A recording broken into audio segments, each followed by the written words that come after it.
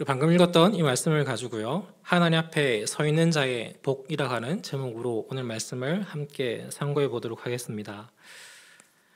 네, 오전에 인사드렸지만 다시 한 번 더 인사드리겠습니다.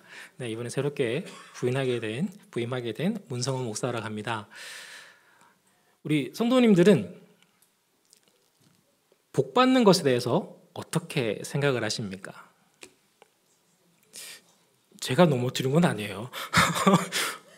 이게 무슨 일일까요? 제가 치지는 않은 것 같은데. 자, 네, 이따가 세워놓을게요. 너무 걱정하지 마세요. 자, 여러분이 복에 대해서 어떠한 생각들을 가지고 계십니까? 일반적인 복이라고 하면 가장 드는 생각이 뭐냐 하면 잘되고 풍족하고 여유로우며 모든 것이 정말 순탄하여 술술술술 잘 풀려나가는 것을 복이라 얘기하고 형통이라 얘기합니다. 성도 여러분, 여러분은 성경에 있는 인물 중에서요, 가장 복을 많이 누린 인물은 누구라고 여러분은 생각이 드십니까? 사람이 많겠죠. 대답을 저한테 들을 수는 없으니까. 제가 생각하기에 가장 많은 복을 누리고 또 가장 높은 자리에 올라섰으며 가장 존귀하다라고 칭함을 받은 사람은요, 이 창세기에 나오는 요셉이라고 하는 사람입니다. 근데 그의 삶이, 예수님 빼고요, 자, 그의 삶이 형통하였습니까? 순탄하였습니까? 잘되고 잘되었습니까? 참 고생이란 고생은 지질이 이런 고생이 없다라고 하는 표현이 아마 맞는 표현일 겁니다. 허나 성경에서 그를 표현할 때 형통한 자라는 표현을 사용합니다. 왜 그가 형통했을까요? 그리고 성경에 있는 많은 믿음의 사람들의 그 삶을 보다 보면 그들의 삶의 모습들은 참 곤란을 많이 겪었습니다. 그럼에도 그들의 삶의 마지막에 그들이 동일하게 고백하는 것은 무엇이냐면, 하나님이 나에게 은혜 허락하셨음에, 하나님이 나를 선대하셨음에, 하나님이 나를 인도하셨음에 나는 복의 근원이 되어지고 복 있는 사람이며 형통한 삶을 살았다라고 성경에 있는 많은 우리 믿음의 선진들이 고백합니다. 그리고 우리 성도님들 또한 우리 자녀들에게 이와 같은 고백으로 동일하게 고백을 하고 있으시죠? 감사합니다. 네, 우리가요, 어려울 수 있어요. 환난 가운데 있을 수 있어요. 그런데 우리는 항상 기억해야 될 것이 무엇이냐면, 세상 어디에도 우리보다 복된 사람이 과연 존재할까요? 세상에 있는 많은 잘난 사람들이 있습니다. 돈 많은 사람도 있고요, 인기 많은 사람도 있고요, 정말 누가 봐도 어여쁜 사람들도 있습니다. 저도 가끔 보면 그런 사람들 보다 보면 부럽기도 하더라고요. 허나 그들이 그리스도를 믿는 믿음을 가졌다면 너무나 더 큰 은혜를 누리고 있는 참 복된 자지만, 돈이 아무리 많아도요, 예수가 없다면, 아무리 잘생겨도요, 예수가 없다면, 가장 높은 권력의 자리에 서 있다고 한들 예수가 없다면 과연 그 삶은 복되다라고 여러분 할 수 있을까요? 결론만 얘기한다면 아닙니다. 왜냐하면 이 땅의 짧은 시간, 정말 길지 않아요? 길지 않은 그 시간이요, 아무리 많은 돈을 가지고 있고 아무리 많은 권력을 가지고 있어도 한낱 흩어져 버리는 먼지와 같이요, 한낱 번쩍 끓이는 번개와 같이 잠시 있다 사라지는 것이 우리의 인생입니다. 하지만 하나님 나라의 우리의 삶은 어떤 시간을 가지고 우리는 살아가게 될까요? 세상에 있는 많은 시간을 이야기하는 종교들이 있습니다. 여러 종교에서 시간은 돈다고 얘기합니다. 그리고 시간을 회개할 수 있다라고 이야기합니다. 하지만 성경은요, 시간이 돈다 하지 않고 회개하지 않는다 합니다. 오로지 앞만을 보고 내려 달리는 것이 바로 성경에서 이야기하는 시간의 개념입니다. 그리고 그 시간의 개념 속에서 하나님께서 우리에게 허락하시고자 하시는 것은 영원한 우리 성도의 삶을 하나님께서는 우리에게 베풀기 원하시고 그 믿음의 삶을 우리에게 밝히 알려주기를 원하십니다. 우리가 오늘 읽었던 이 본문의 시작은 이렇게 시작합니다. 복 있는 사람은 악인들의 꾀를 따르지 아니하며 죄인들의 길에 서지 아니하며 오만한 자들의 자리에 앉지 아니하고 라고 시작합니다. 어떤 사람을 이야기하고 있습니까? 복 있는 사람에 대해서 이야기합니다. 그리고 그 복 있는 사람이 어떠한 삶을 살아가고 있는지에 대해서도 성경은 우리에게 세밀하게 보여주고 있습니다. 2절에 보면요, 이러한 말씀이 있습니다. 오직 여호와의 율법을 즐거워하여 그의 율법을 주야로 묵상하는도다 라고 하는 말씀이 기록되어져 있습니다. 오늘 이 2절에 나타나는 주야로 묵상한다라는 말의 의미는 읊조린다라는 말로 이 이야기를 해석해도 전혀 무방합니다. 읊조린다. 여러분 어떤 말로 들려지십니까? 이 읊조린다라는 말을요, 그 네이버라고 녹색 창 있죠. 거기다 이게 탁 치시면 이렇게 나와요. 제가 그대로 한번 읽어드릴게요. 읊조리다. 동사 뜻을 음미하면서 낮은 목소리로 시를 읊다라고 하는 표현으로 적혀 있습니다. 여러분 어떤 의미로 다가오십니까? 주의 말씀을 묵상한다라는 말의 의미는 하나님의 말씀이 우리 입술 속에서요 떠나지 않는 것을 말하고 있습니다. 모든 상황 속에서요, 모든 환경 속에서, 모든 여건 속에서 여호와의 말씀을 고백하고 그 말씀을 의지하고 그 말씀 앞에 나아가는 그 믿음의 삶을 성경은 여호와의 말씀을, 그 말씀을 주야로 묵상하는 자, 여호와의 율법을 즐거워하는 자, 그 말씀대로 행하고자 하는 자라고 성경은 우리에게 표현하고 있습니다. 그러한 사람이 누리는 은혜는 시냇가에 심은 나무가 철을 따라 열매를 맺는 것 같은 그러한 은혜를 누린다고 합니다. 여러분, 나무가요 하나의 열매를 맺기 위해서 어떠한 시간들을 거쳐 나갈까요? 가장 우리가 흔히 알고 있는 사과나무 하나만 예를 들어도요, 사과나무를 심으면요, 씨앗을 심어서 발화를 시켜서 그 나무가 점점 자라나서요, 나무 형태를 띠고 나면 바로 사과를 얻을 수 있을까요? 네, 여기는 대구라서 사과에 대해 잘 모르실 수도 있습니다. 예전에는 좀 아실 수도 있으나 3년 정도 걸려요. 3년 정도 걸려요. 심고 난 다음에, 그러니까 나무가 어느 정도 자라고 난 다음에 땅에 심겨져서 3년 정도 지나야지 먹을 수 있는 실과를 얻을 수 있다고 합니다. 그 3년 동안 이 나무가 무슨 일을 겪을까요? 봄에는 좋죠. 따사로운 햇볕과, 허나 봄이 지나면 이내 무엇이 다가옵니까? 여름이 다가와요. 정말 어린 나무인데 견디지 못할 그 뜨거움이 엄습해 옵니다. 때로는 목이, 아니 그 나무가 타들어갈 것 같은 그런 기갈이 다가와서요, 나무를 쥐어짜는 형태가 벌어집니다. 좀 견딘다 싶었는데, 살만한 한 시기가 오나 싶었는데 갑자기 태풍이 와요. 큰 바람이 불어요. 큰 비가 내려요. 먹을 수 없는 만큼의 그 모든 것들이 쏟아져 들어옵니다. 감당이 안 돼요. 그 다음에 무슨 일이 벌어지죠? 가을이 오죠. 근데 좀 쉴만한갑다, 살만한갑다 라고 하면요, 갑자기 달려있던 그 무성한 이파리들이요 막 떨어져 나가기 시작합니다. 그 시간이 지나면 이내 추위가 엄습합니다. 이전까지는 따뜻했는데, 더웠는데, 먹을 것이 많았는데 이내 모든 것들이 사라져 버립니다.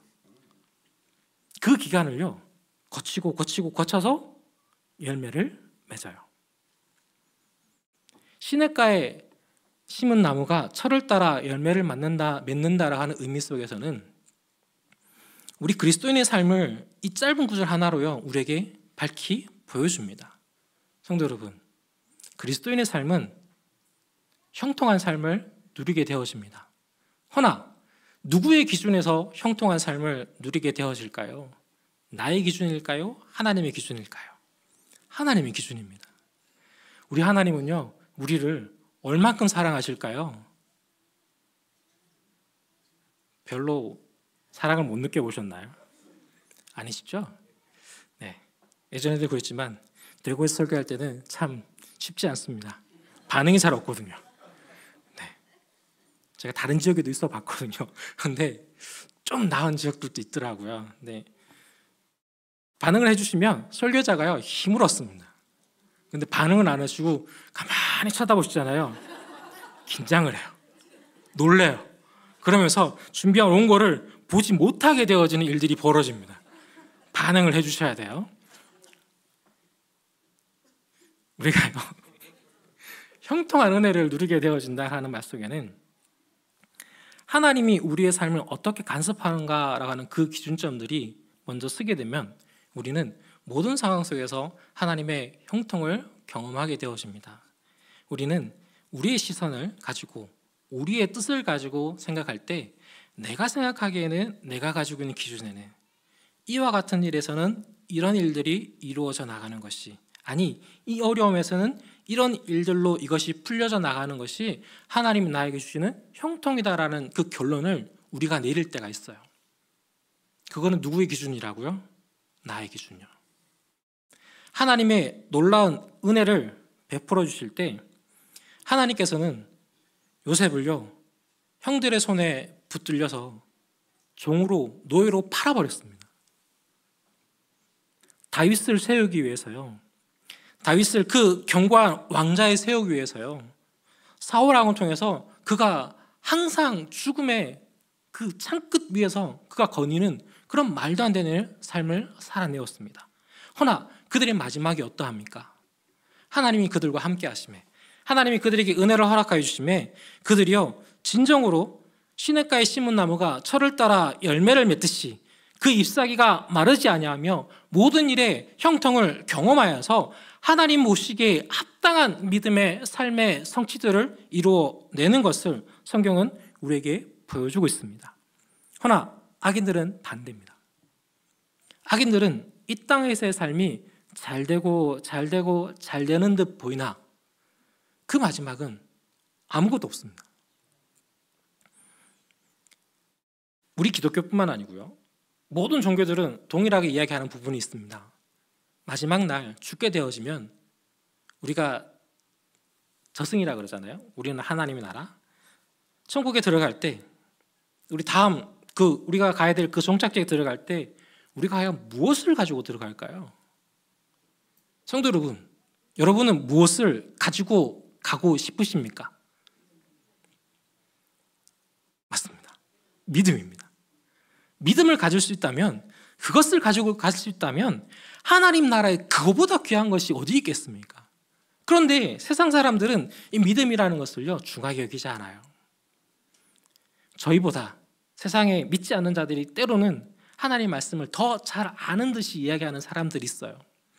그 마지막에 그 믿어도 된다며, 그 죽기 전에 예수님 하면은 천국 갈 수 있다며, 이런 얘기를 교회 안 다니는 사람들도 알아요. 허나 그들이 간과하는 것이 하나 있습니다. 우리 마지막을 어떻게 할까요? 시간이 정해져 있으면 그런 우리의 모습들을 갖출 수 있겠죠. 허나 우리의 마지막은 시간이 정해져 있지 않습니다. 그러하기에 우리는 이 땅의 믿음의 삶을 살아감에 있어서 우리가 언제나 이 악인들의 꾀를 쫓지 않고 하나님이 기뻐하시는 영광의 삶을 먼저 바라볼 수 있는 이 성도의 믿음의 삶이 바로 우리의 믿음의 삶이 되어져야 한다는 겁니다. 우리는요 지금을 살아가야 돼요. 세상 사람들은 다음을 준비합니다. 다음을 살아가려고 해요. 하지만 우리 그리스도인들은요 지금을 살아야 돼요.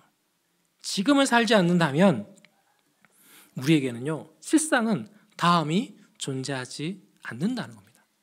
하지만 우리 하나님이 미쁘시고 정말 우리를 너무나 사랑하시는 여호와 하나님이시기에 우리에게 기회를 또 주고 또 주시기에 이것이 너무나 당연히 우리에게 주는, 당연히 내 거지, 당연히 내 거지. 만약 이러한 생각으로 우리가 우리의 삶을 살아가다 보면 어느 순간에요, 우리는 우리의 뒷모습을 바라볼 때 내 목이 곧아 있고 내 시선이 엉뚱한 것을 향하고 있으며 내 입이 하나님의 은혜가 아닌 나의 교만을 찬양하고 있는 그런 어리석음의 모습을 발견하게 되어질 것입니다. 성도 여러분, 우리는요, 악인의 길이 아니라 어떤 자의 길을 걸어야 된다고요? 하나님의 의인의 길, 복된 자의 길을 걸어야 됩니다. 그러하기 위해서 우리는 주의 말씀을 사랑해야 됩니다. 그리고 주의 말씀을 우리의 입술 가운데 떠나지 않아야 합니다. 그런데 이 이야기를 하다 보면, 아니 목사님, 우리의 시간이 3일 있는데 회사도 가야 되고 가정일도 해야 되고 도대체 그거는 하나님의 말씀만을 바라보고 있으며 하나님의 말씀만 읊조리면 세상은 어떻게 살고 집안일은 언제 하고, 이런 이야기들을 간혹 하시는 분들이 있어요.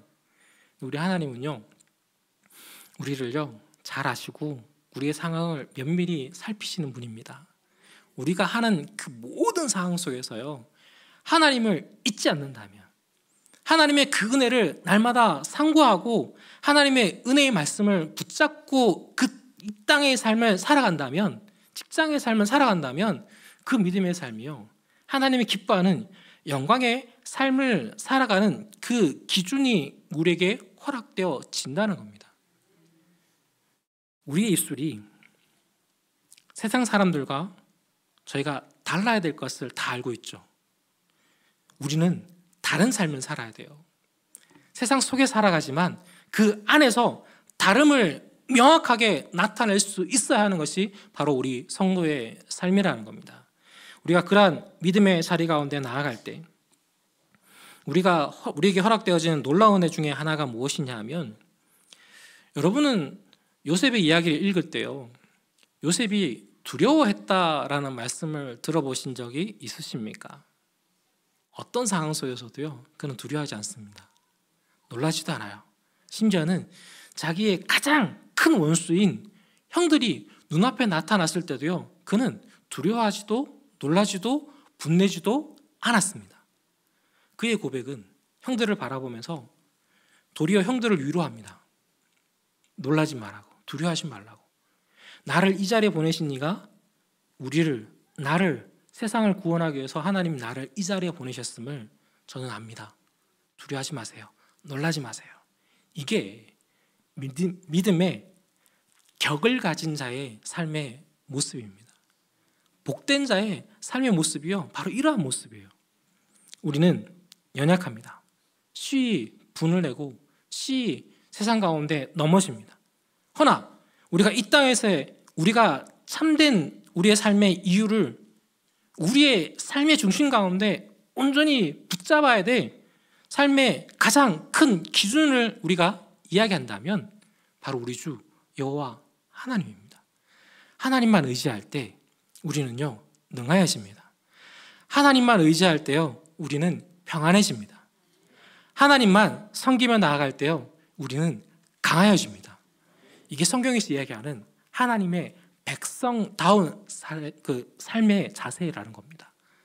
성도 여러분, 우리가 이와 같은 믿음의 삶을 지금 살아내기를 축복합니다. 다음이 아니고요. 언제요? 지금요. 지금부터 이전에는 하나님의 말씀을 좀 가까이 하지 못했다면, 하나님 말씀보다 8시 30분이 더 기다리신다면 조금 8시 30분을 뒤로 물리시고요. 아니면 8시 30분 모르시는 분도 계시는군요. 표정 보니까. 일일 드라마 안 보시는가 봐요. 그거 마음속에 혹 있다면 잠시 뒤로 물러놓으시고 한 절이라도, 아니 한 구절이라도 보면서요 그 말씀을 나의 생명으로 더욱 붙잡고 나아간다면 우리 믿는 자의 믿음의 삶이, 우리 매일의 삶이 하나님께로 더 가까이 나아갈 수 있는 이 놀라운 은혜가 우리에게 허락되어진다는 겁니다. 우리 성도들의 삶이 이와 같은 믿음의 삶을 살아 하나님 앞에서 하나님이 허락하시는 그 복을 충만하게 누릴 수 있는 그리고 우리의 삶을 통해서 하나님을 기뻐하고 즐거워할 수 있는 영광의 삶을 살아내는 우리 모든 성도님 되시기를 축복합니다. 잠시 기도드리겠습니다. 하나님,